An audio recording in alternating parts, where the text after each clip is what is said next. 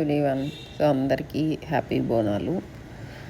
ఇక్కడ తెలంగాణలో అయితే బోనాలు చాలా ఫేమస్. ఆషాఢ మాసంలో అంతా కూడాను బోనాలు సమర్పించుకుంటారండి. ఎవరెవరు ఎప్పుడు చేసుకోవాలనుకుంటే అలాగా వీలు బట్టి ఒక 1 మంత్ మొత్తం జరుగుతుంది ఆషాఢ మాసం మొత్తము. తర్వాత శ్రావణ మాసం ఎలాగో, కానీ ప్రతి ఒక్కరూ ఒక ట్యూస్డే కానీ, థర్స్డే కానీ, సండే అలా చాలా అంటే చాలామంది బోనాలు పెట్టుకుంటారు. యాటనిచ్చుకునే వాళ్ళు యాటనిచ్చుకుంటారు.